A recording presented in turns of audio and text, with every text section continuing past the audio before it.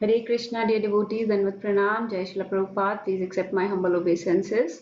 So we'll continue the story of Jagannath ji. Last time we talked about his appearance, right? How the deities came, Jagannath, Baldev, Subhadra deities came. How Indradyumna Maharaj found the log in the ocean, and the log was carved by Vishwakarma, and the deities appeared, and the deities were installed by Brahma ji, right?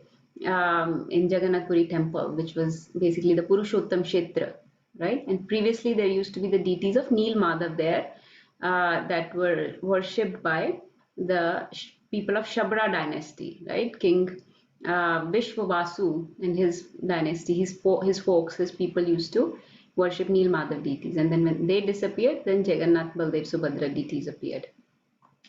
So we'll continue from here. And today, so the Jagannath ji has appeared, but now we want to know who Jagannath ji is, right? And we'll talk more about that detail, because once you understand who he is and what his mood is, then it will be easier to you'll be praying to Jagannath ji with more intensity, right? When we do the Rath Yatra, because we are making the chariot next weekend, right? So when we make the chariot and when we do the Rath Yatra, you will actually know why we are pulling him, where we are pulling him, who is he, right? All those things. Because we always say, oh, Jagannath Rath Yatra ho rahi hai, and the Rath is going, the chariot is being made, all these things we say. But what is that chariot? Who is sitting in that chariot and where is he going, right? Why are we pulling this person's chariot? So all these things we will talk about today. So that is the identity of Lord Jagannath. So before that, let's do Mangalacharan prayers. Everyone can recite together if you're willing. Om Ajnanatimirandhasya Jnananjanashalakaya Chakshurunmilitam Yena Tasmai Shri Gurave Namah. Shri Chaitanya Manobhishtam Stapitam Yena Bhutale Swayam Rupa Kadamayyam Dadati Swapadantikam.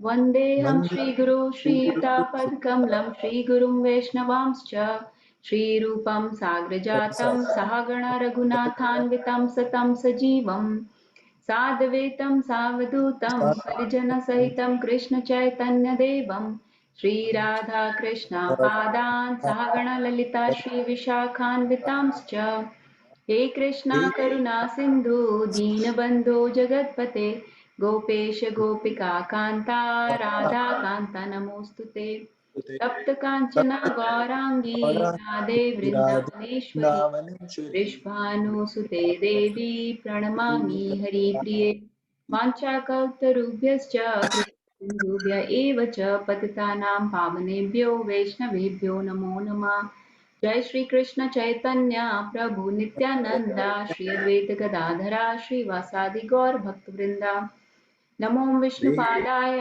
Krishna पृष्ठाय भूतले श्रीमती भक्ति वेदांत स्वामी इति नामिने नमस्ते सरस्वती देवे गौरवाणी प्रचारिणे निर्विशेष शून्यवादी पाश्चात्य देश तारणे मूकं करोति वाचालं पंगुं लंगायते गिरिं यत्कृपातमहं वन्दे श्रीगुरुं दीनातारणं परमानन्दमाधवं कृष्णचैतन्य ईश्वरम् गुरुवे गौरचन्द्राय राधिकाय तदालये कृष्णाय कृष्णभक्ताय तद्भक्ताय नमो नमः हरे कृष्णा कृष्णा कृष्णा हरे हरे हरे राम राम राम हरे हरे जी बोल.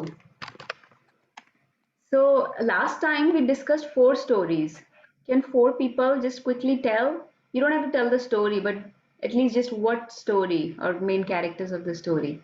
Like we did this person's story. This can we just narrate those or mention those 4 stories very quickly? I want to see what everybody remembers. Yes, Avni. The first story was about Brahma going to see the Nil Madhav deities on the Earth planet, and then he asked why they were there, and then that was the second story afterwards, explaining why the Nil Madhav deities were there. Yes, thank you. Yes, Avni, very beautiful. Yes, first was Brahmaji's story about Nil Madhav deities. Yes, Navya. When the second one, I think, was in Dwarka when the queens wanted to listen about Krishna's pastimes in Vrindavan, and Yes. then they Jagannath, Lord Krishna, Balaram, and Subhadra Maharani turned into the deities for a minute. Yeah, they showed their Jagannath Baldev Subhadra form. Yes. Yes. So the story was in Dwarka. That was one of the stories. And what else? There were two more. I think what Agni was mentioning for second was something else, right? You were talking about the one that why Jagannath is special, why that Puri, why that place is special, why only this place. Remember that story, everyone? Who was the Rishi in that? Markandeya Rishi, remember? Markandeya Rishi was there. He was in the time of annihilation. He was floating around for a long time. Then he saw the beautiful face of the baby Krishna lying on the leaf. And Natasha discussed that beautiful verse explaining that particular form of the Lord. Yes. Yes, thank you, Nirmal Prabhu. That was story number 2. So why Lakshmi ji was telling Brahmaji why Purushottam Kshetra is so special, why Neel Madhav chose this place, why is this place like a piece of Vaikuntha? So that was Markandeya Rishi's story. Number third story was Dwarkadish's story, where queens were listening from Mother Rohini the pastimes of Vrindavan. And number 4, what was the number 4 story? Let somebody else answer. Let's see, would Hema Mataji, Murli Prabhu, Sheetal Mataji, or anybody else? The fourth story was about the king who wanted to see these deities and offer services to the deities. Yeah, the fourth was of Indradyumna Maharaj, right? King Indradyumna, who was the king of the earth, and he wanted to find Neel Madhav deities, and they disappeared before he could find them. So instead, Narad Muni and Shivji guided him on how to continue praying, continue the process, and he would still be able to see the Lord, but in a different form. So then he did, remember, 1,000 Ashwamedh Yagyas, he installed some deities of Narsingadev as per the guidance of Shivji. And finally, the big log appeared in the ocean, which was carved into the 3 beautiful deities, right? And those deities were then installed by Indradyumna Maharaj in the temple. So, and then the installation and Aarti Abhishek was done by Brahmaji for the first time. So this day, so we'll start our story from here now. So the deities have appeared. That day, when the log appeared in the ocean, okay, and Indradyumna Maharaj got it out of the ocean, it was cleaned, it was washed, right? So the deities can be carved. That day is considered the appearance day of Jagannath Baldev Subhadra, okay? That day is celebrated as Snan Yatra. So, everything Lord does becomes a festival, right? So that appearance of the log when the carving was started, that appearance day is called is the celebrated as Snan Yatra. So the Snan Yatra just happened 3-4 days back. Was anybody able to catch any videos or pictures of? I know there were a lot of videos and pictures. Actually, the real videos of Jagannath Puri, where the deities were being given, the Abhishek was being done, the Snan was being done. That videos were also being circulated, and then everybody was bathing their own deities, like in ISKCON Mayapur and various other temples, ISKCON Vrindavan. They were bathing their own Jagannath, Baldev, Subhadra deities also. But the actual Snan Yatra is that of the deities in Jagannath Puri, right? Anybody saw those pictures and Snan videos? Yeah. Okay. Let me see. I don't have much. Yes, Nirbhay Prabhu, are you sharing or you just raising your hand? Yeah, I was just sharing that I saw some of those pictures. So let's talk a little bit about the Snan Yatra, right? Because it just happened and this was the main festival.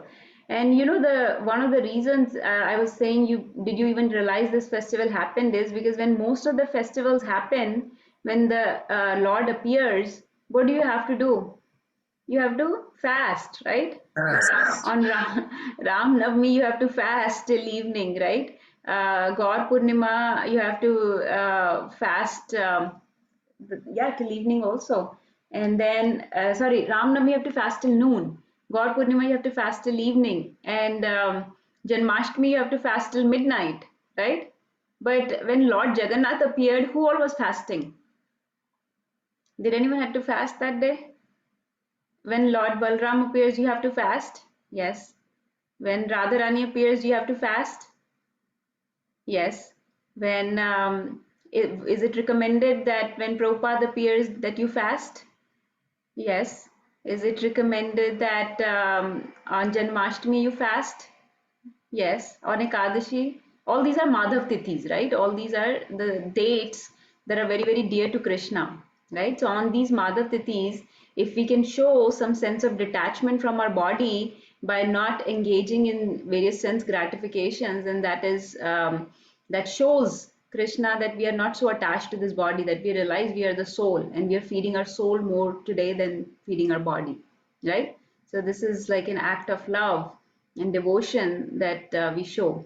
But then when Jagannath ji appeared this day, did anyone fast? Let me see everybody's face. Nobody fasted. How come? How come? I thought fasting is recommended for Madhav Tithis, right?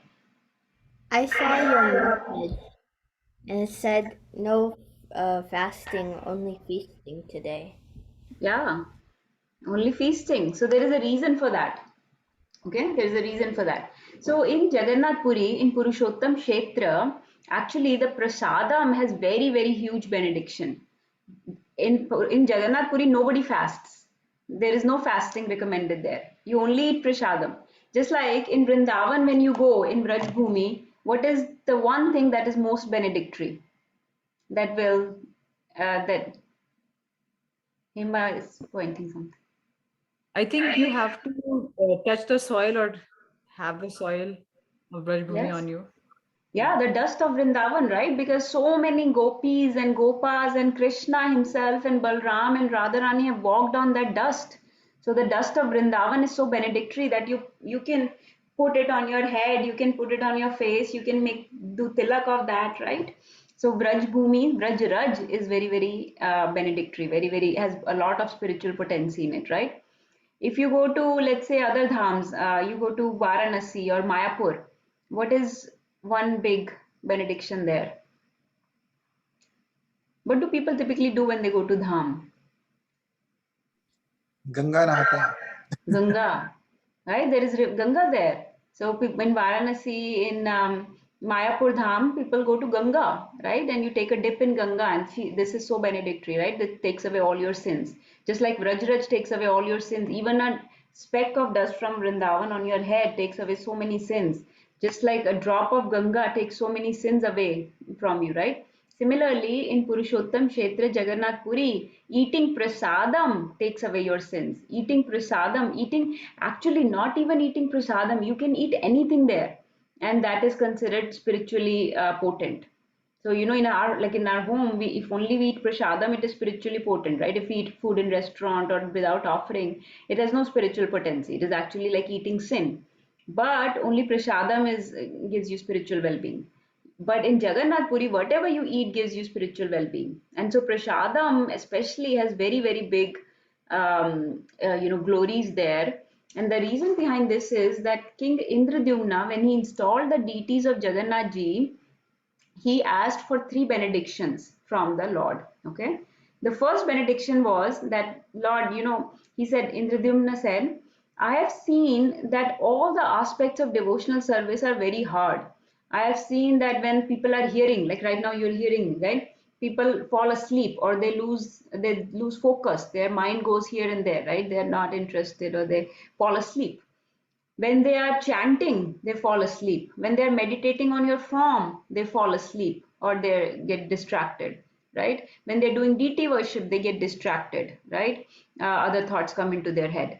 But there is only one aspect of devotional service where when people are doing that, jivas are doing, they don't fall asleep and they're completely involved. And what is that process? Eating prasadam, right? So prasadam, while eating prasadam, nobody falls asleep. Everybody is looking forward to it. Everybody is engaged in it and completely, your mind is involved in it. Everybody's wondering, oh, ye kisse bana hai, ye kaise hai, ye kaise banta hai, using your mind, intelligence, senses, all in that way in service of the Lord, engaging your body by eating prasadam. So King Indradyumna said, so in your place, I want you to keep eating. Before you, so when you wash your hands and before your hands are dry, you should be eating the next meal. So khate raho, ek ke baad ek. So Jagannath ji is given actually like 56 bhogas throughout the day. One after another, he keeps eating.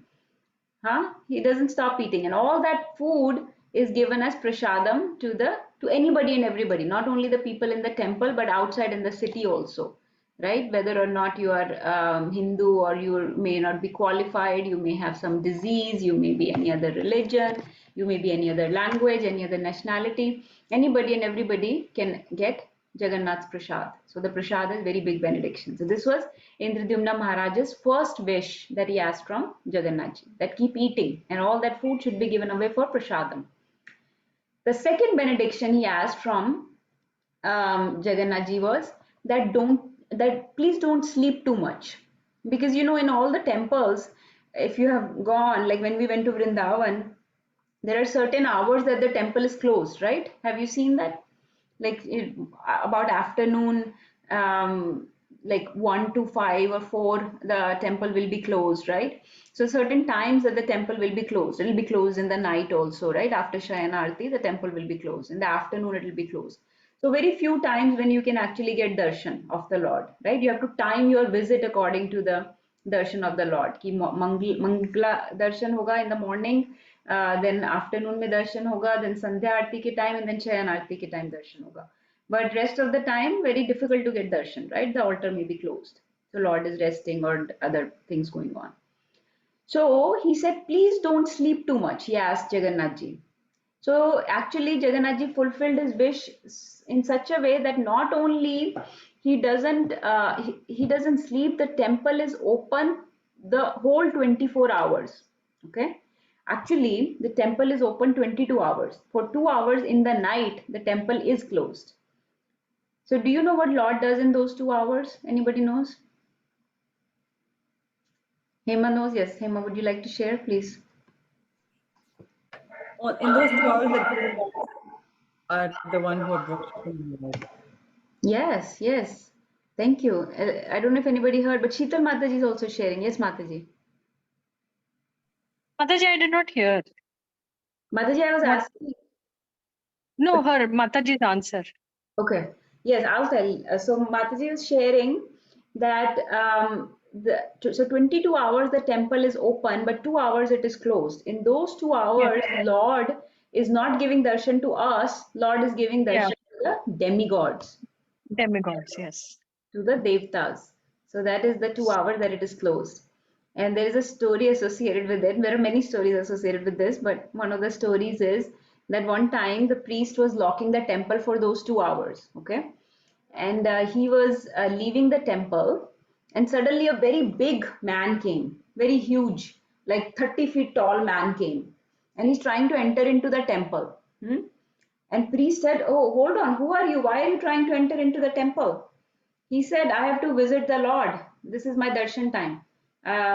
So he said, oh, who are you? The temple is closed. You cannot visit the Lord. He said, oh, hold on, I am Vibhishan. This is my time to visit the Lord during these 2 hours. I try to visit him every so often. And today I've come to visit him. This is my time to visit him. So he said, priest was very surprised, very bewildered. Where did Vibhishan come from? He said, how can I believe you're Vibhishan? He said, oh, you don't believe me? So take this bangle of mine. He gave him a bangle. He said, look at this bangle. This bangle has inscription from Lord Ram on it, from Lord Ram's time in Lord Ram. So the priest was very learned. When he looked at the bangle, it looked very authentic. It looked like Lord Ram's inscription. Plus, this man was so huge. So this cannot be a man of this world. This has to be somebody who's come to visit. So he said, okay, I'll let you go, but only if you let me keep this bangle of yours. Jo kada tha, let me keep this. He said, okay, you can keep it. And the priest kept it, but guess how big the kada was? The kada was the bangle was as big as like a chariot wheel. So it's still there in Jagannath Puri. This is the bangle of Vibhishan that he gave to the priest because he had come to visit Lord. So in those 2 hours, the demigods come to visit the Lord. So the Lord is always awake. So not only he fulfilled Indradyumna's wish that I will not sleep, that I will sleep less, I will not sleep at all. That is why if you see, his eyes have no eyelids. Have you seen the eyelids on Jagannath Ji's eyes? There are no eyelids. They're just open. So they're always open. And another reason explained for him having eyes like that, always open, is because he does not want to miss anybody's darshan. He doesn't want to miss darshan of even a single jiva. You know, when we sometimes, like when you go to Tirupati or you go to Vaishno Devi, you go to the temples that are very, very popular, very, very crowded, right? Just like Jagannath Ji's temple, they will keep pushing you, aage chalo, aage chalo. So you get only like one brief darshan. And what if the Lord blinks in that time and doesn't see that you came? So Lord Jagannath doesn't want to take that chance. He keeps his eyes open and he's watching every single jiva who's coming to take his darshan. So in this way, Jagannath Ji never sleeps. So this is another benediction of the Puri temple. The temple is open for 22 hours a day, and there is unlimited supply of prasadam coming from the temple. When you go to Puri, you can just keep eating the prasadam the whole day. You don't have to go anywhere else to eat anything else. And the third benediction that Indradyumna Maharaj asked from Jagannath Ji was, he said, I have seen in my time that over the time, the worship of deity gets diluted. Like when the next and next generation start worshipping the Lord, they don't follow the highest standards. In the beginning, the worship is always very solid, everybody is very engaged and follow proper rules and regulations.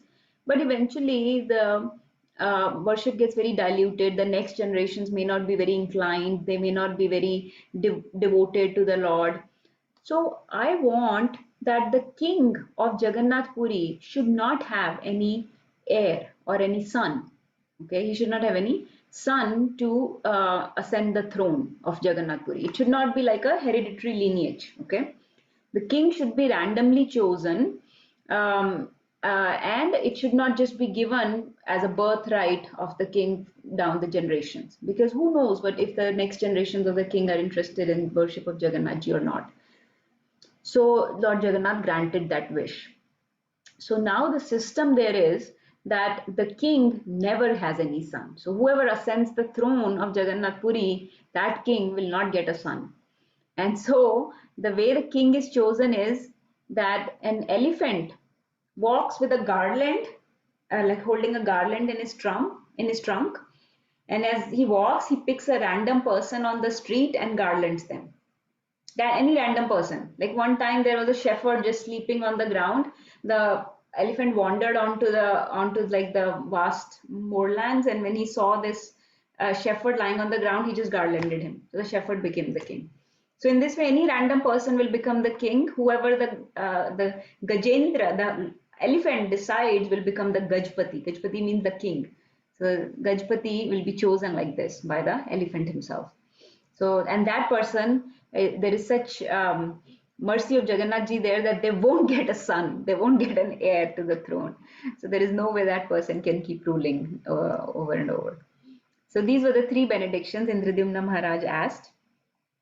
As far as the story of the Prasadam, the benedictions of Prasadam goes, there is a very beautiful story of Shivji and Parvati Ji in regards to this. Okay. I will tell you that story, but I want to come to the main story of today after that. Okay. So the story goes like this. So the first thing we discussed was the three benedictions given to Indradyumna Maharaj, right? And remember, Indradyumna Maharaj is not asking for himself, he's asking for everybody else, right? The second story we are talking about is the story of Shivji. Okay. It starts like this. This is about how Prasadam became so popular in Jagannath Puri. Okay, this is mercy of another devotee, you will see. So one time, Narad Muni thought, I'll go to Vaikunthas and I want Lord Narayan's Prasadam. So he started serving Mother Lakshmi very nicely. Naradji, okay, started serving Mother Lakshmi very nicely, that she will give me Prasadam of Narayan. Now she had been instructed by Narayan that don't give my Prasadam to anybody. So Narad Muni, after many days of serving Goddess Lakshmi, asked her can I please get prasadam of your husband, Lord Narayan? Because I would feel such, my devotional service, my bhakti will get strengthened by eating his prasadam. So now Lakshmi ji was in a dilemma. She's this Narad Muni, the pure devotee of the Lord. I don't want to deny him the prasadam, but my husband has told me not to give my prasadam to anybody. So what should I do? So she asked Narayan. She asked her husband that, I know you told me not to give your prasadam to everybody, to anybody, but Narad Muni is really requesting for your prasadam. What can I do? So Narayan said, I have a trick.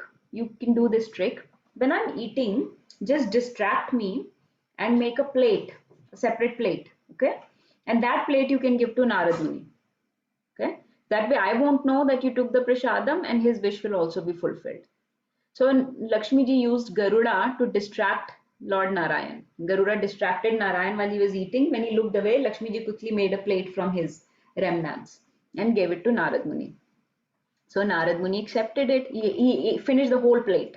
He ate the whole plate of prasadam. And he was so overjoyed. He was so completely in ecstasy.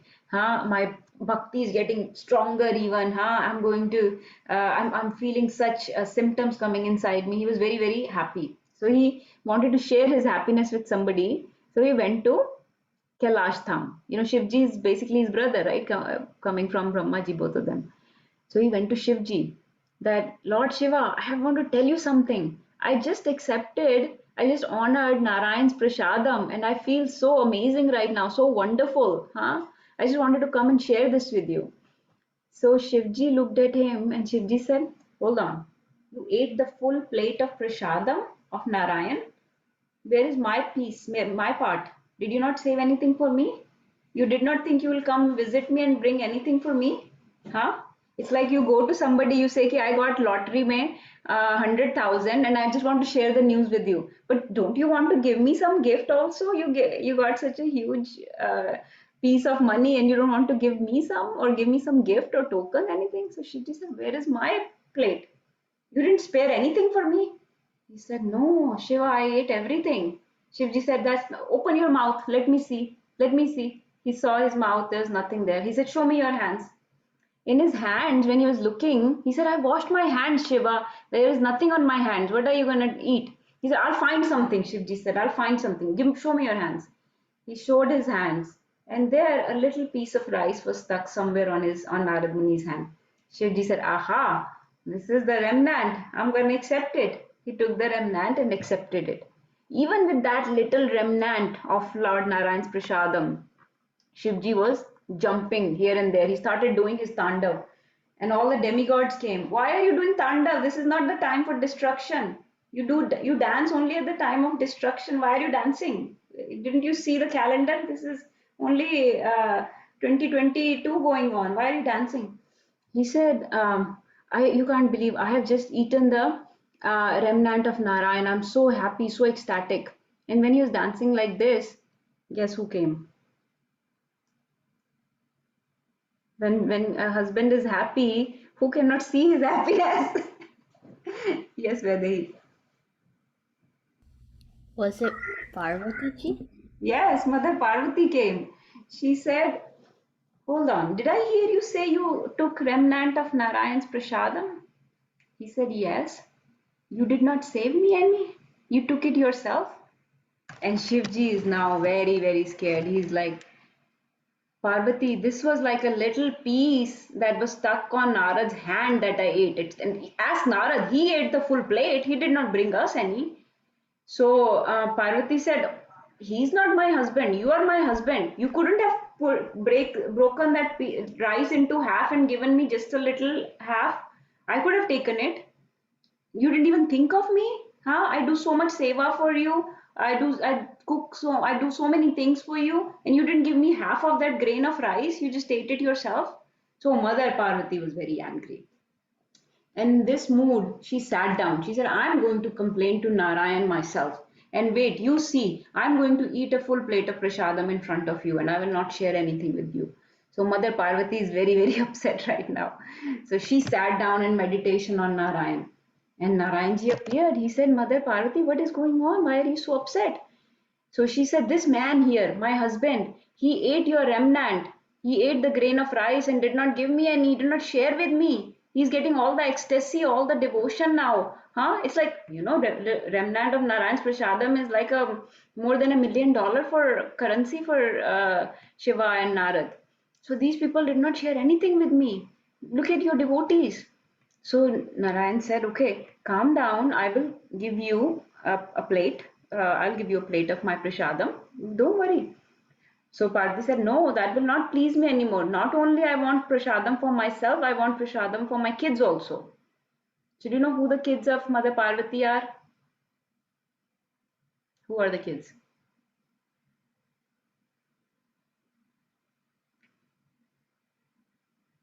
Ganpati Then and let Raina answer. Hold on. Yes, Raina. Isn't it just everybody?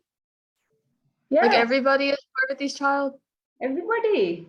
Perfect answer. Yes, but Avni is also right.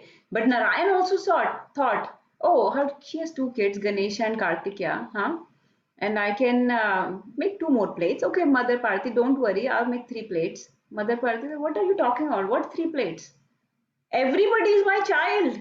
All jivas are my kids. You make plate for everybody, not just for me and Ganesh and Kartikeya. You make all the jivas are my. They are under my protection, right? She's Durga Mata's expansion of Mother Parvati, right? We say Devi hi Esha Gudmai. She's the mother of material nature. That's guarding us here, right? She said, everybody is my child. So you make plate for everybody. So he said, okay. Narayan said, Mother Parvati, this is what I can do. In my form as Jagannath in Purusshotam Kshetra, the prasadam, because of your mercy, because you asked for this benediction, the prasadam will be freely available to all the jivas in Purusshotam Kshetra. And if you go there, you will see that there are two like courtyards, inner and outer courtyard or sanctums of the temple. In the inner sanctum, right after offering food to Jagannath, Baldev, Subhadra, the bhoga is offered to Mother Parvati. So after Mother Parvati, then it is given out to the jivas. So actually we get Maha Prasadam.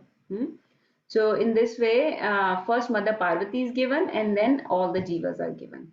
So Mother Parvati's deity is there installed in the Jagannath Puri temple. So this is another benediction of one of the devotees. So many devotees have come together to give us the benediction of Purusshotam, Kshetra and Jagannath ji, right? Starting from Brahma ji who appealed on behalf of all jivas.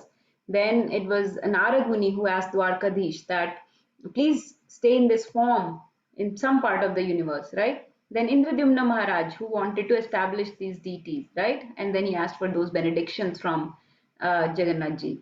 And then Mother Parvati, who asked for unlimited supply of prasadam for all the jivas, right? So in this is so you can see, if nothing else, if you want to visit Jagannath Puri, at least for the prasadam, right? I hope that we accept it in the right mood and understand the glories behind it.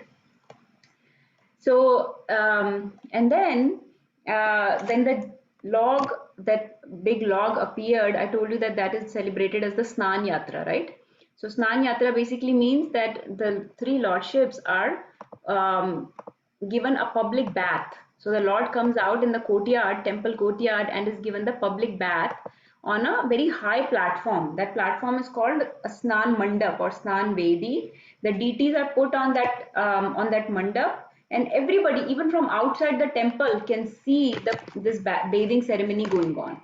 Okay, so this and then they are bathed with many pitchers of water. Okay, the water is collected on the night before the snan, and it is kept in the moonlight, and many herbs and turmeric and chandan, many things are put, oils and perfumes are put in that water, and with that water the lordships are bathed. Okay, so when the lords are bathed like that, okay, they perform a pastime here in which they take the form of an elephant. The Lord Jagannath and Balram take Hathi Vesh or elephantine Vesh, okay, Gaj Vesh, and they take the form of elephant. You'll see that they have trunk. Has anybody seen that picture recently? It was being shared when they took Hathi Vesh. No, I have to share. I'm going to share it on the Hare Krishna group. but they take Hathi Vesh, and here if you have access, look at the Hare Krishna group. I've shared the. This is somebody's small deities. These are not the big deities, but this is the Hathi Vesh. And this is just decorative, but I don't have real pictures from Jagannath Puri. But Mother's Subhadra Maharani is dressed in a lotus flower, and Jagannath ji and Baldev are dressed in Hathi Vesh. The reason to do that is because when they are bathed with so much water, okay, the decorations and colors washes off from the deities. See all the water being poured on them. This is not the proper. This is ISKCON Mayapur. But when all the water is being poured on them, their paint washes off, right? Their paint is not like synthetic oil paints. Their paint is natural mineral paints, right? That all comes out.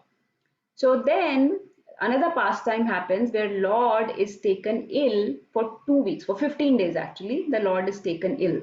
So right now, all the three lordships are in the sick room. They are sick because they were washing in the cold, they were bathing in the cold, right? In the cold water. So they catch cold and they are in the sick room right now. Does everyone know this? Anyone know this pastime? When they take sick for 2 weeks. So after Snan Yatra, so Snan Yatra is their public bathing ceremony where they are bathing in cold water outside, and then they are taken sick for 2 weeks and kept in the sick room. That is called Ratan Vedi. And that 2 weeks period is called Anavasara. Anavasara. Avsar means opportunity to get their darshan. Anavasara means when Lord does not give darshan. So right now there is no darshan going on in Jagannath Puri because the lords have taken sick into the sick room. Okay. And at this time, very, very dear servants of the Lord take care of them to revive them. Okay. They are given, lordships are given medicines, herbs, roots. They are called Das Mula. Mul means root. So they are given Das Mula herbs to revive them. Can you guess who are these servants that take care of them? I'll give you a hint. These are the people of Shabra dynasty. Who remembers the name of the king of Shabra dynasty that served Nilmadhav deity? It was, does anyone remember? I said last time that it is important to remember this name. This is Vishwavasu. Vishwavasu was the Shabra king who was, remember? So Shabra dynasty is actually a very, very low class dynasty. Okay, they don't come in any of our castes. Okay, they are not, they're even below Shudras. Okay, but so Shabra dynasty is even below Shudras actually. But Lord accepts service from this Shabra dynasty, from these descendants of Vishwavasu when he is sick. Okay, they revive him, they redecorate him, all the paint that is washed off, they redecorate him, they paint him, put all the jewelry and clothes and ornaments and everything on him now. So then after 15 days he comes out, and that day is the day of Rath Yatra. So when he comes out in the morning, when he is taken out in the morning after he's revived, after they're all revived, it is called Netrotsav, meaning festival for the eyes, or Nav Yovan Utsav, festival of the new youth. Okay, so in this way the Jagannath Rath Yatra starts. So now comes the most important story, and this is a very, very, if you have not heard anything so far, if you want to forget everything else so far, you can forget it. This is the only thing that needs to be remembered and understood. And this is a very, very, this is interesting, very, very deep, and this is so confidential that it is not even understood by sometimes people that are actually in Puri pulling the chariot.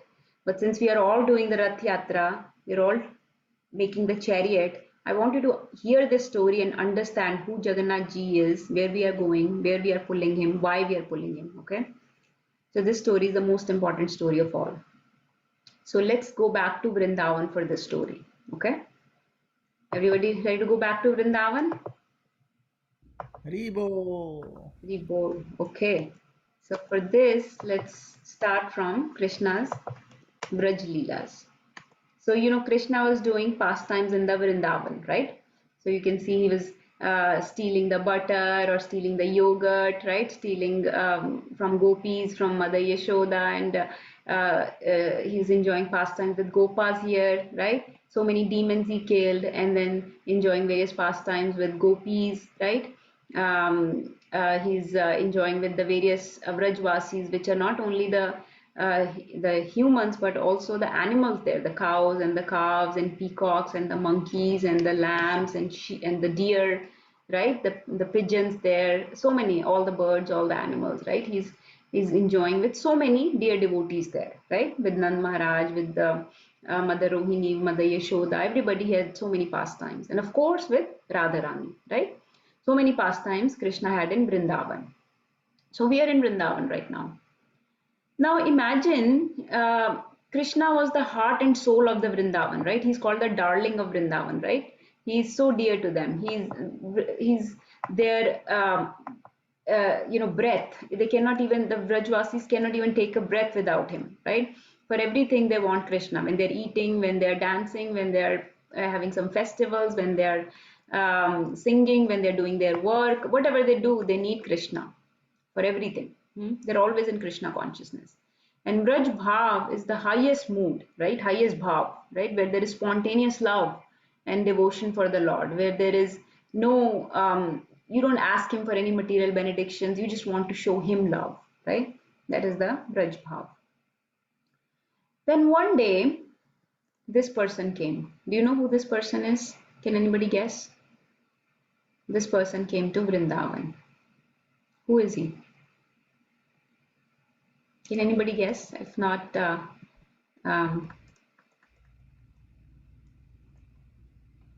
He's Krura. yes, this person is Akrura. So one day Akrura came. What did Akrura come for? Who knows? Who was Akrura and what did he come for? I think Lalita Mataji is answering something, huh? I don't know what she's saying. Yes, I think I heard it correctly. Mataji, you're far, but I think you said he came to take Krishna and Balram to Mathura, right? Kansa's place, yeah, Yeah. that's what she Kansa's was place. saying. Yes, he came upon Kansa's orders to take Krishna and Balram to Mathura, right? Because Kansa wanted to kill them. So Kansa had arranged. Very bold. So he was Kansa's messenger, right? But he was a great devotee of the Lord, right? So he had come to take Krishna and Balram upon Kansa's behest because he had planned the scheme to kill them. Because he could not kill him in Vrindavan, so he thought, okay, I'll have home ground advantage. Let's take the home ground advantage away from Krishna and Balram and let's get them out of Vrindavan. Because in Vrindavan they're so strong. Let's get them out of Vrindavan and I can kill them in Mathura. So Akrura has called for them. Now when Akrura came to get them, right, everybody was completely devastated, right? But Krishna reassured them, I'll come back in a few days. He told gopis, he told, look at this is Akrura driving the chariot away, right? He told everyone that I'll come back. But the gopis were completely bewildered. They were completely overwhelmed in separation. They could not see Krishna leave Vrindavan. Krishna does not leave Vrindavan. How can he leave now?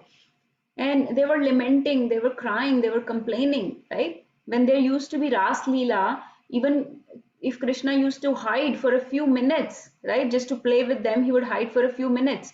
And the gopis sing the songs of separation at that time. The whole Gopi Geet is written when Krishna just hid for a few minutes from them, right?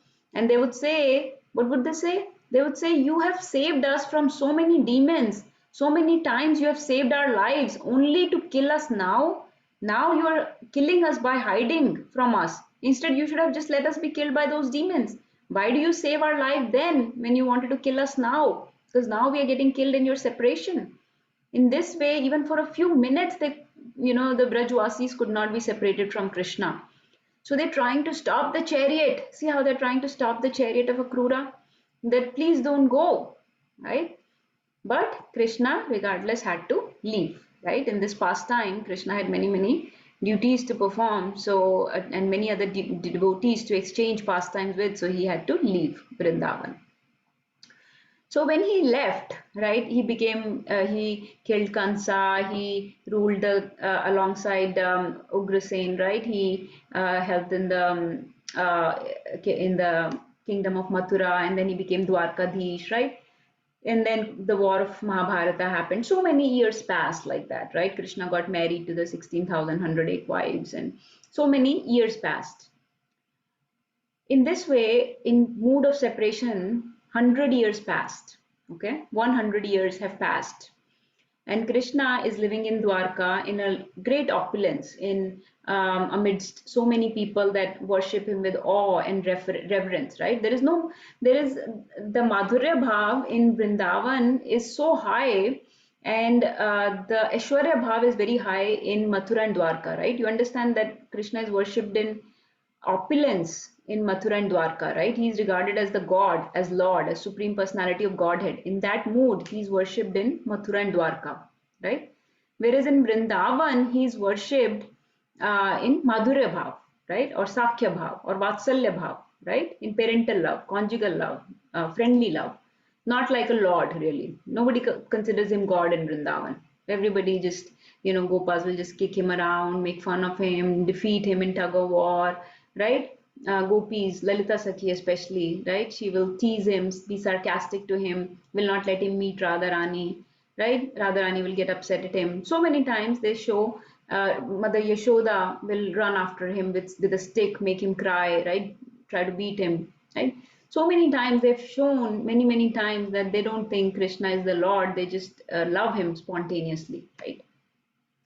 That spontaneous love and devotion is something that's found in Vrindavan. But in Mathura and Dwarka, he's worshipped as the Lord, as their king, as their supreme maintainer, proprietor, controller, right? Like that. So he was living like that in Dwarka. 100 years passed, and then came a day when there was actually a day of solar eclipse. Okay, this was a day of solar eclipse, and Krishna knew that Vrajvasis will go to some place like a holy place during the time of solar eclipse. So he wrote a letter to the Vrajvasis. Okay, Dwarkadish Krishna wrote a letter to Vrajvasis inviting them that I am going to this holy place of Kurukshetra. Please also join me and meet me in the holy place of Kurukshetra. I would like to meet everybody. Okay. So when Vrajvasis got this letter, they all came to meet Krishna. So where are they meeting? Which place? If everybody's following the story. Kurukshetra. Yes, they met in Kurukshetra. Okay. So when they met, okay, everybody's there. There is Nand Maharaj, Yashoda Maiya, Radha Rani is there, Gopis are there. After 100 years of separation, they are finally meeting in Kurukshetra. And when they met, they saw that Krishna is now very different, right? He is not carrying a flute in his left hand. He's not wearing a peacock feather on his head, right? He is not surrounded by cows and cowherd boys or calves, right? He's now surrounded by elephants and horses. Instead of cowherd boys, there are soldiers around him. Instead of the peacock feather, he has the turban on his head, which is very jeweled and very opulent, right? Instead of the simple uttariya, the yellow cloth that he used to wrap around his body, now he's wearing a very opulent kurta and dhoti, very studded with jewels and many necklaces, and very different kind of look, right? Very royal look that they were not used to. They were used to a simple cowherd boy who was holding a flute and wearing a peacock feather and surrounded by simple animals of Vrindavan. And now this is a king that they are seeing, right? A king who's very rich looking, very popular and worshipped by the people surrounded by him. When they saw this, okay, they, especially Radha Rani, right? And you can see, I'll show you the pictures. They offered him some prayers and verses, okay? Now, in order to understand what they were saying, we have to go into Chaitanya Charitamrita. Okay, and read some verses from there. I just want all of you maybe take turns to read one or two verses each to understand what is going on here. Okay, these verses are being recited by Chaitanya Mahaprabhu. Remember, Chaitanya Mahaprabhu is in the mood of whose mood is Chaitanya Mahaprabhu? Yes, Vedahi. You're muted. I think you were saying something, but you're muted. He's in the mood of Radharani. Yes. So Radharani was offering these verses or saying these things in Kurukshetra, and we can hear what she was saying by hearing it through the lotus lips of Chaitanya Mahaprabhu. So what was she saying? I'll show you and we'll read. So Chaitanya Mahaprabhu, do you know where he spent his sannyas time? The last about 18 years of his life. Where did he spend? Which part of the India? Was he in Vrindavan? Was he in Mayapur Dham, Navdvip? Was he in Jagannath Puri? Was he in where was he? Was he in South India? You have to unmute if somebody is trying to answer. I can't hear. Jagannath? Jagannath Puri, right? So for last 18 years of his life, he spent his sannyas in Jagannath Puri. So let's take turns to read this. So when he went to Jagannath Puri, he would dance in front of Lord's Rath, okay, and recite some prayers and verses, and this is what we are reading. So this verse here is in Madhya Leela, chapter 13, and the chapter is called. Let me show you. The chapter is called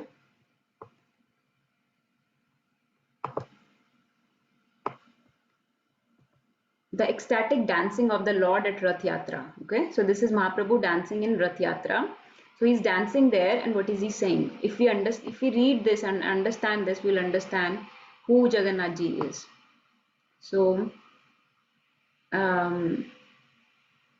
okay. So yeah, let's start reading from.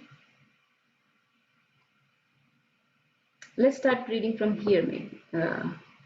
From here. So he's dancing in front of the cart and singing various songs, and they're describing how Swarup Damodar Das, his secretary, is singing some songs, and Mahaprabhu is reacting. Let's read from here.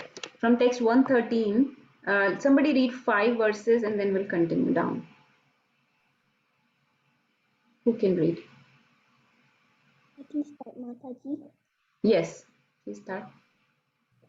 Now I have gained the Lord of my life, in the absence of whom I was being burned by Cupid and was withering away. Text 114. When this refrain was loudly sung by Swarupa Damodar, Sri Chaitanya Mahaprabhu again began rhythmically dancing in transcendental bliss. Text 115. The car of Lord Jagannatha began to move slowly, while the son of Mother Sachi went ahead and danced in front. Text 116. While dancing and singing, all the devotees in front of Lord Jagannath kept their eyes on him. Chaitanya Mahaprabhu then went to the end of the procession with the Sankirtan performers. Text 117. His eyes and mind fully absorbed in Lord Jagannath, Chaitanya Mahaprabhu began to play the drama of the song with his 2 arms. Hare Krishna. So, if you read the first line, you understood Swarup Damodar Das was singing this song. Now I have gained the Lord of my life, in the absence of whom I was being burned by Cupid and was withering away. This is the song of Radharani.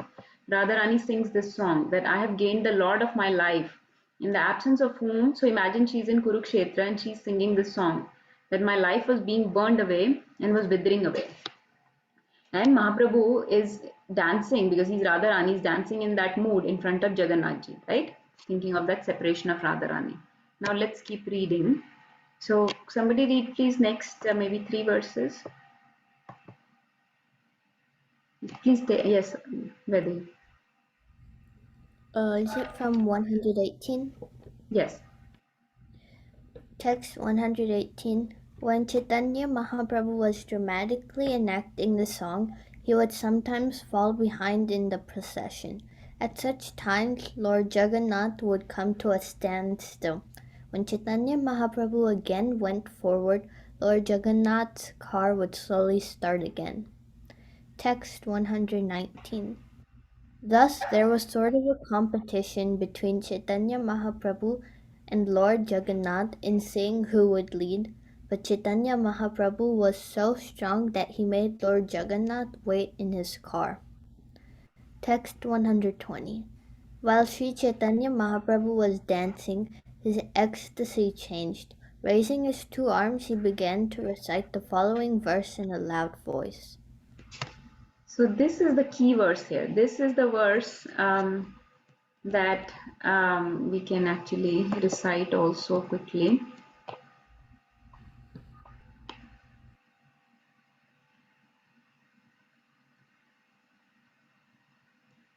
I'm trying to remember the meter of this.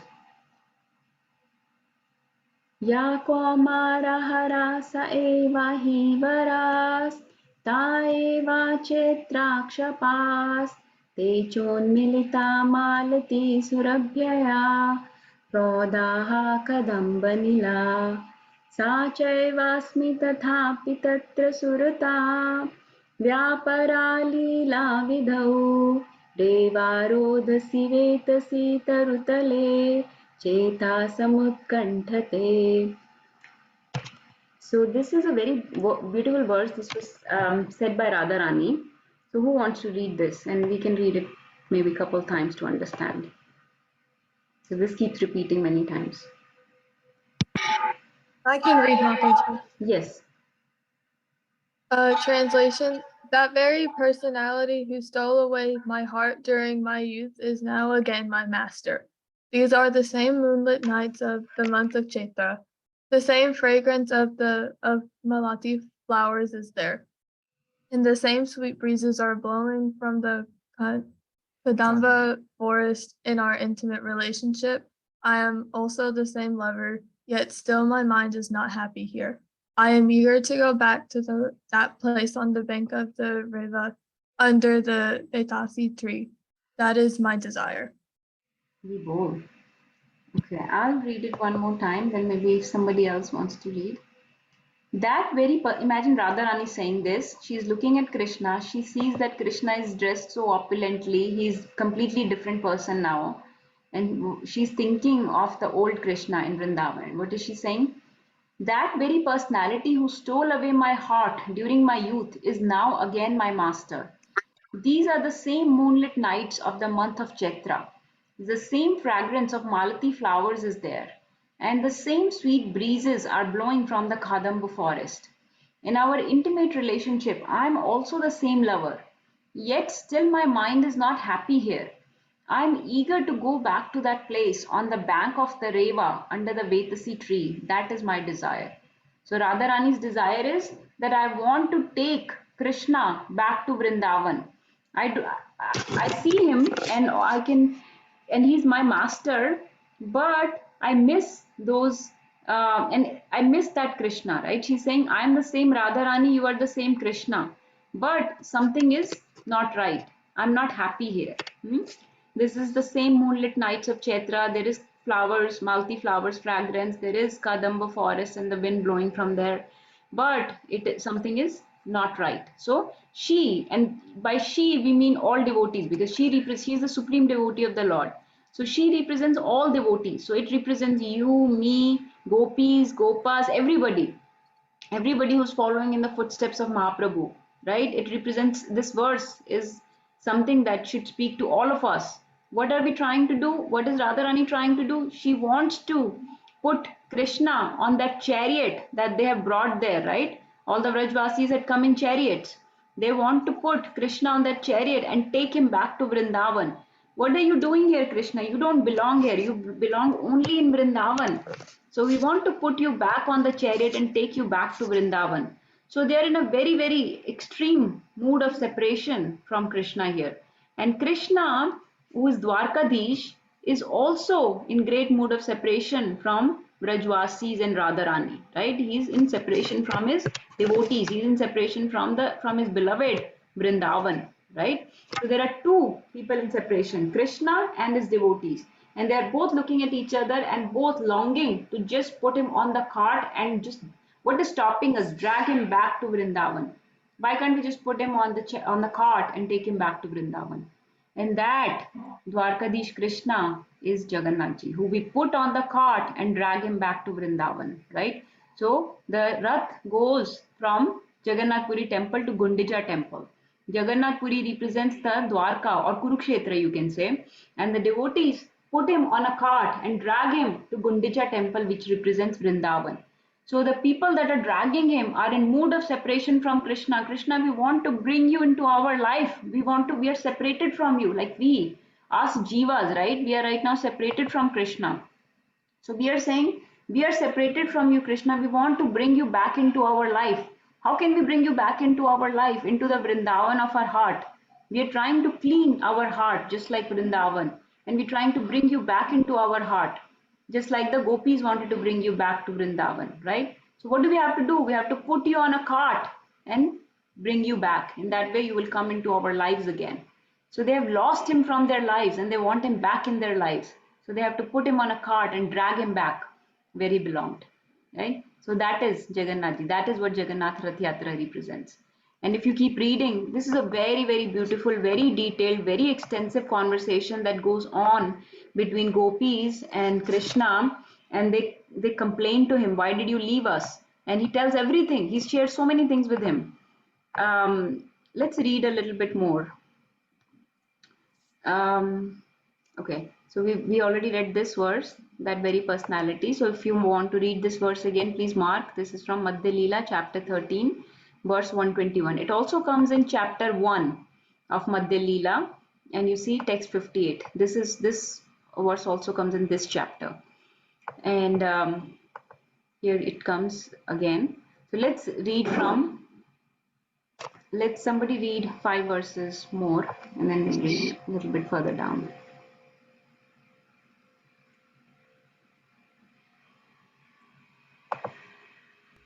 You want to read, Mataji? I think Prinka Mataji, are you trying to read? No, Mataji. You're not available to read, Mataji? Mataji, actually, I'm driving. Okay. So. Is Sheetal Mataji available to read? No, she just got a phone call. Okay. Navya, go ahead. Navya can read. Navya can read. Go ahead, yes. This verse was recited by Sri Chaitanya Mahaprabhu again and again, but for Swarup Damodar, no one could understand its meaning. Text 123. I have already explained this verse. Now I shall simply describe it in brief. Formerly, all the gopis of Vrindavan were pleased when they met with Krishna in the holy place of Kurukshetra.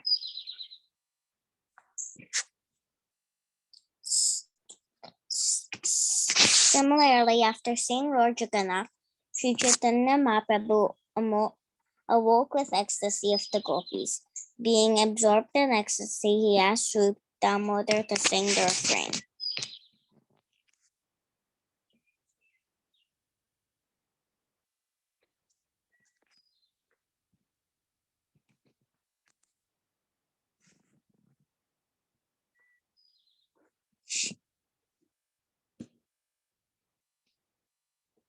Sri Chaitanya Mahaprabhu spoke thus to Lord Jagannath.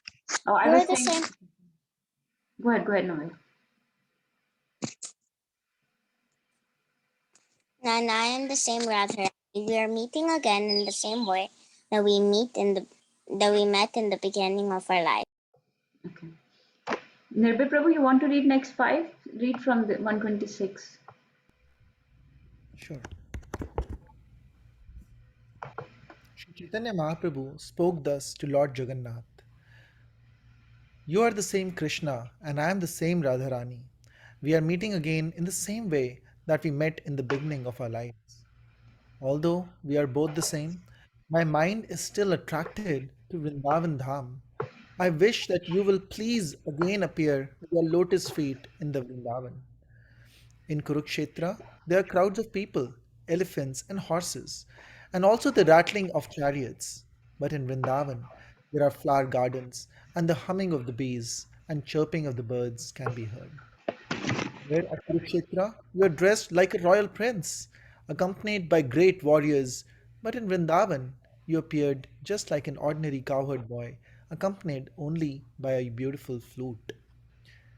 Here, there is not even a drop of the ocean of transcendental happiness that I enjoyed with you in Vrindavan. I therefore request you to come to Vrindavan and enjoy the pastimes with me. If you do so, my ambition will be fulfilled. Hare Krishna. Hare Krishna. You see how beautiful? So this is all Radharani saying to Krishna, right? That come back to Vrindavan with me, right? So then I'll read a few. I have already described in brief Srimati Radharani's statement from Srimad Bhagavatam. In that ecstatic mood, Sri Chaitanya Mahaprabhu recited many other verses, but people in general could not understand their meaning. The meaning of those verses were known to Swarup Damodar Goswami, but he did not reveal it. However, Srila Rup Goswami has broadcasted the meaning. And then he recited, Sri Chaitanya Mahaprabhu recited another verse. What did he say? Now gopis are speaking this verse. Now please listen. No, hold on. We can skip these actually. So here, gopis are I'll just summarize these verses. Gopis are glorifying the Lord, that how we have fallen into this deep well of material existence, and how we wish that the lotus feet of yours may be awakened within our hearts, right? Although we are the ordinary persons engaged in household affairs. This is the again like the prayer of all of us, right? That please your bhakti be evoked in my heart, although we are ordinary persons engaged in household affairs. Now, if you look further down, gopis are chastising Krishna. When you keep reading further, gopis chastise Krishna. They say, you sent Uddhav ji to come get us. No, you sent Uddhav ji to come teach us Ashtang Yoga. You taught us, you were teaching us mystic yoga. Do you not understand? We are simple cowherd girls. We are just engaged in household affairs and we don't know anything but your love and devotion. We don't understand Ashtang yoga or mystic yoga. And you sent Uddhav ji to teach us Ashtang yoga. What good would that do to anybody? And then he says, and then they say, it is amazing. They're chastising him. You have forgotten the land of Vrindavan? How is it? Look at this. You have forgotten your father, mother, and friends. How have you forgotten the Govardhan Hill, the bank of Yamuna, the forest where you enjoyed the Ras Leela dance? Krishna, you are certainly a refined gentleman with all good qualities. You are well behaved, soft hearted, and merciful. I know that there is not even a tinge to be a fault of found to be found in you. Yet you don't remember the inhabitants of Vrindavan? This is my misfortune, nothing else. So, how they're chastising Krishna. Nirbi Prabhu, you're raising hand. You want to share something? I just have a doubt. Uddhav ji, he came after Krishna left his body, right? Or no? No, pehle, when Krishna sent a message to all the gopis. So the message was, Acha. Hmm. Mathura, that time that he was staying in Mathura, that message? Yes, when he was either from Dwarka or Mathura, he sent Uddhav ji. See, you sent Uddhav to teach us speculative knowledge and mystic yoga. Now you yourself are speaking the same thing. My mind does, they don't want Krishna to speak about all these other things. The Gyan yoga, Dhyan yoga, Ashtang yoga. They don't care about this, right? So, in this way, they're continuing to chastise. And then Krishna will start speaking. Would anyone like to know what Krishna will answer? Yes.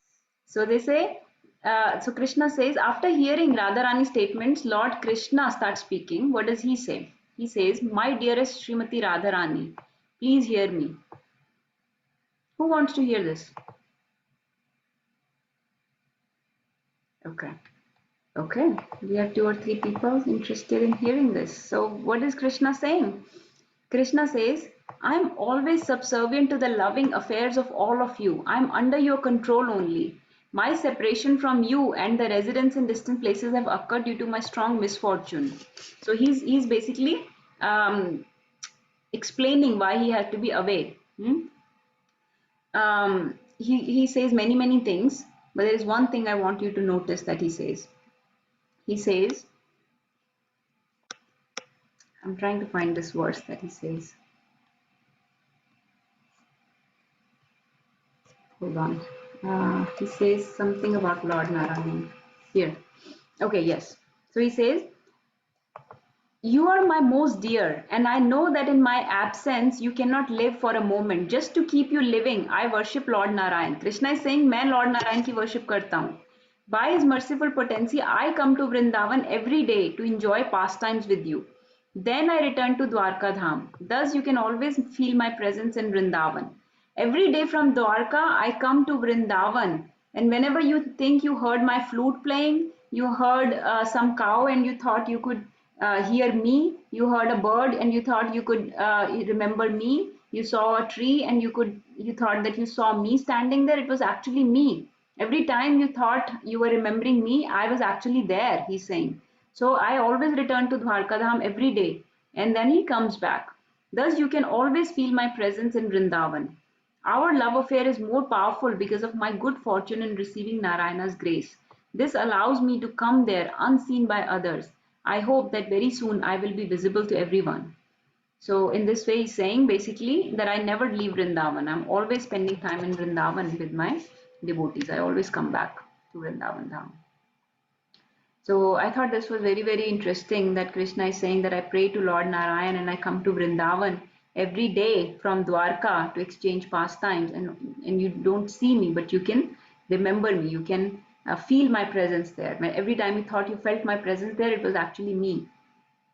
And in this way, they're exchanging a big, long, extensive conversation between Radharani, Gopis, and Krishna going on.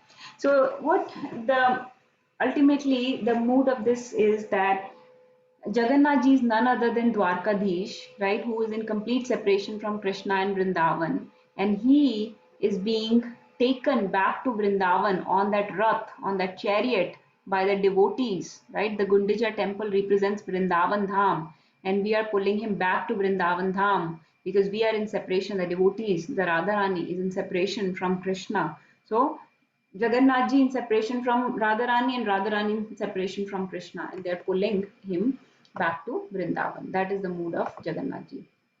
So this is the beautiful pastime of Rath Yatra. Why Rath Yatra happens? So Rath Yatra is nothing but the act of taking Krishna back to Vrindavan. Okay. So this is these were the verses that I was quoting. This is another verse also spoken by Srimati Radharani. My dear friend, now I've met my very old and dear friend Krishna on this field of Kurukshetra. I'm the same Radharani. Now we are meeting together. It is very pleasant, but still I would like to go back to the bank of Yamuna beneath the trees of the forest there. I wish to hear the vibration of his sweet flute playing the fifth note within that forest of Vrindavan. And this is Mahaprabhu dancing in front of the Jagannath's cart, Jagannath's chariot. You can see the Panch Tattva and other associates of Mahaprabhu. Again, Mahaprabhu in separation, see the tears pouring from his eyes and dancing in front of Jagannath ji. And Jagannath ji, he's going back to Vrindavan with his devotees, and this is Radharani dragging him back. We've already read these verses. So one of the slides I included, I thought kids might find it interesting. If you saw in that verse, gopis say that we are longing to hear the fifth note of Krishna's flute. Do you know how many notes Krishna plays? The typical notes. He can play infinite notes, but there are typical notes that Krishna plays. Does anyone know how many notes of flute there are? Raina might be interested in this. So there are 8 notes that Krishna plays. The fifth note of Krishna's flute is meant for gopis. When he plays that note, the gopis come running. And I just included some, let me see where it is. I had put some pointers onto which note when Krishna plays, what happens.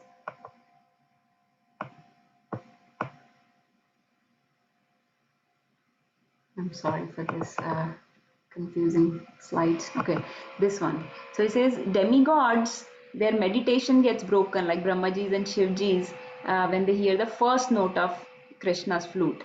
Anantadev sways his head in hypnosis when the first note is played. With the second note, Yamuna flows backwards. Okay. The third note of the flute, the moon stops moving. The fourth note of the flute, the cows run to Krishna. The fifth note of flute attracts the gopis and they come running to him. Sixth note melts the stones and creates autumn season.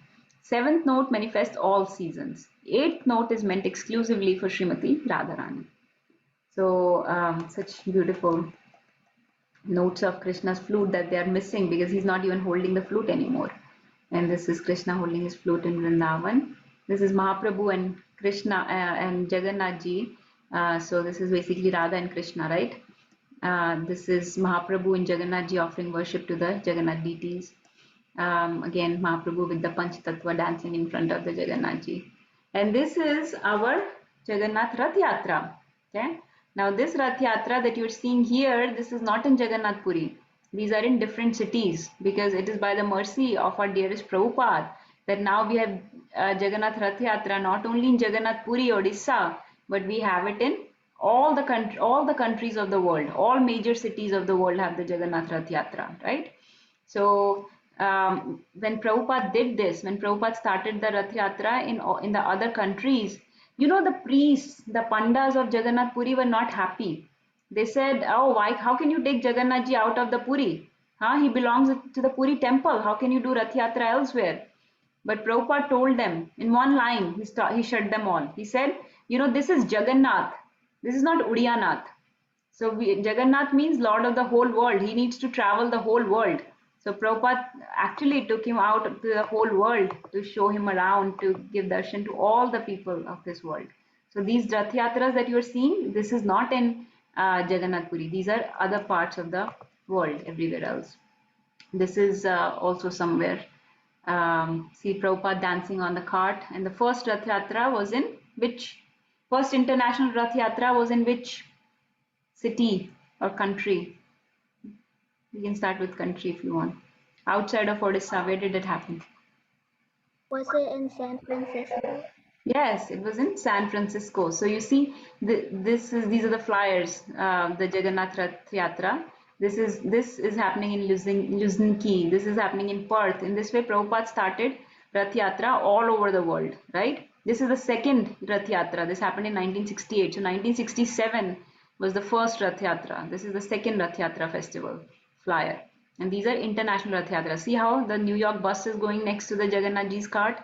See the Jagannath, Baldev, Subhadra, and see the New York bus going, the tourist bus on the side. This is in New York.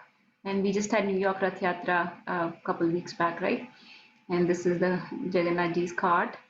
And this is again Prabhupada with his disciples dancing in front of the cart. And this is Mahaprabhu dancing in front of Jagannath ji's cart. So the mood of all the devotees that are pulling Jagannath ji back is basically we are taking Krishna back to Vrindavan. We are pulling Krishna back into our lives, into our hearts, right?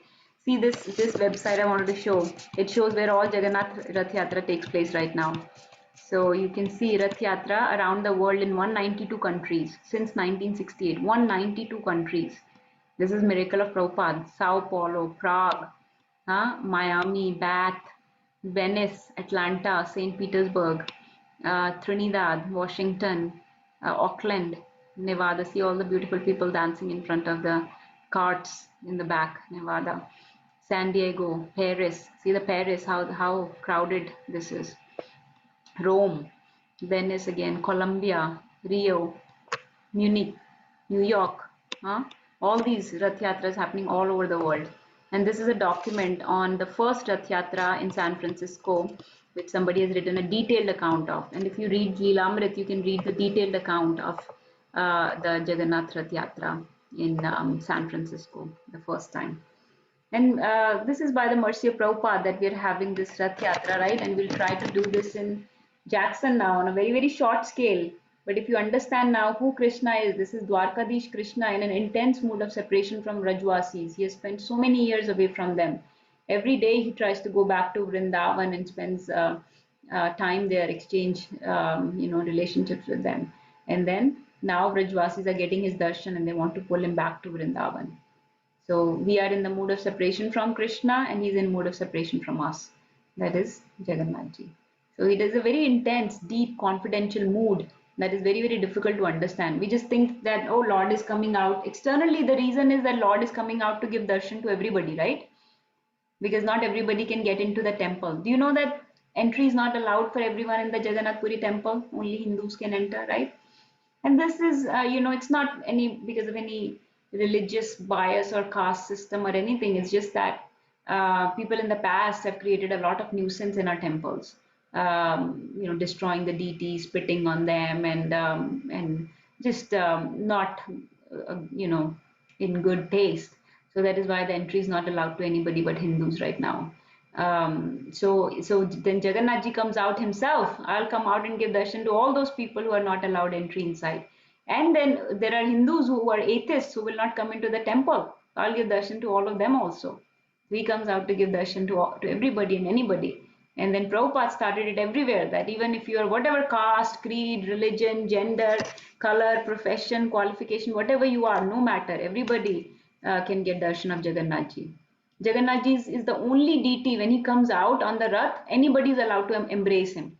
You don't have to show that you are a Brahman or a Pandit or a Kshatriya or anybody. Anybody can go up to the deity and embrace Jagannath ji. So that is the Lord of the universe. So tomorrow when there is Father's Day, remember that he is our real father. We worship all our parents, obviously, but he's the father who's the maintainer, supplier, well-wisher of everybody. So he's the Jagannath, that is why Lord of the universe. So that we'll stop here. Anybody wants to share anything? Did you learn anything new? Understand anything? Would you share it with other people that don't know this? Huh? Avniveda, you will share it with and Raina? Okay. So I hope that next weekend when we are making the chariot, we'll have a different mood, understanding what we are trying to do here, right? What is the mood of the Lord that we are dragging, and what is our mood? Who is dragging the Lord? Okay, so we'll stop here. Thank you everybody for joining, for listening. Hare Krishna. Jagat Guru Srila Prabhupada ki jai. Purusshotam Kshetra Jagannath Puri Dham ki jai. All glories to the assembled devotees. Hare Krishna.